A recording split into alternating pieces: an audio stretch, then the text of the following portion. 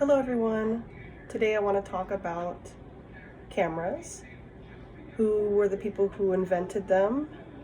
Why did people feel the need to create cameras? What have they been used for, and how has it changed over time?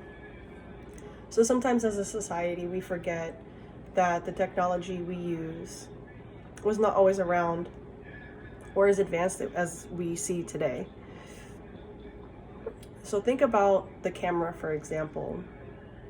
There was a point in time when the capabilities of a camera were very simple. In comparison to how sophisticated the camera is now and what it was, I believe it's amazing to see how far things have come. But why do we use the camera, and where did it come from?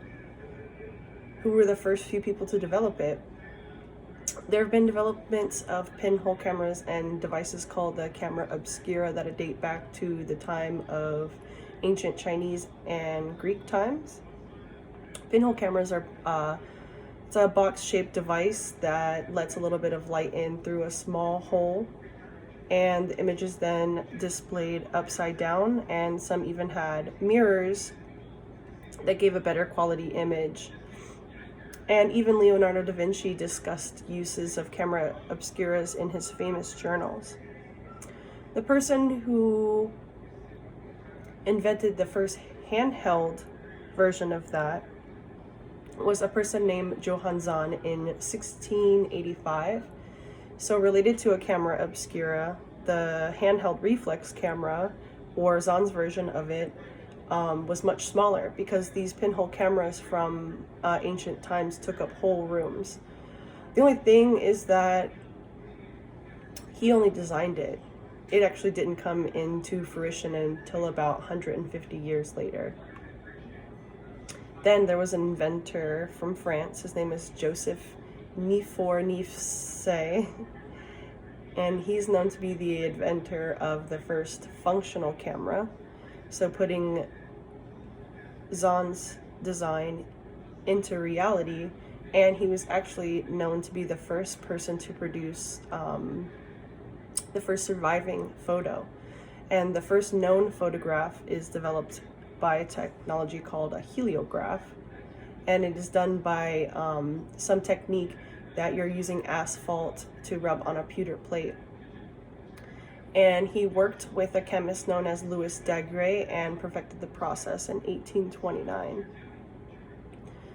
So why did people want to invent the camera, and what is photography and the camera used for? I think that people wanted to have portraits and family pictures to retain their legacy.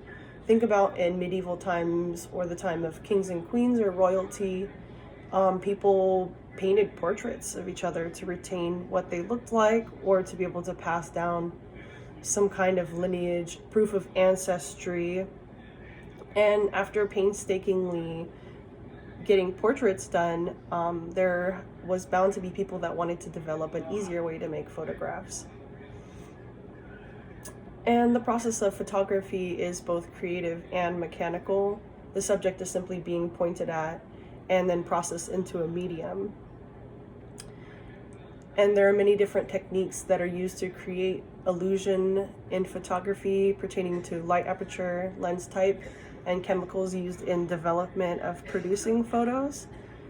And there are many different ways people can do that. Some film types come in rolls and have to be processed with chemicals in a special dark room. And now they have photo techniques where they're just rolls of ink that are being pressed in, and you can use them in daylight.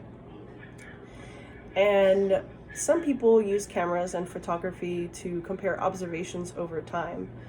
Scientists, for example, are able to photograph and observe subjects and compare their findings.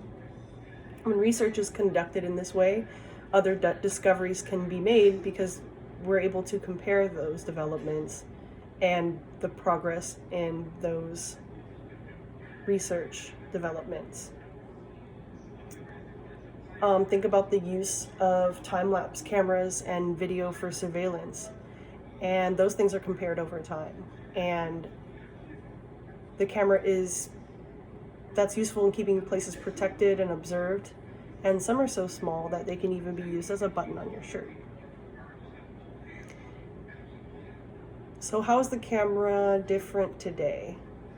They come in so many different sizes and qualities. They're on everything.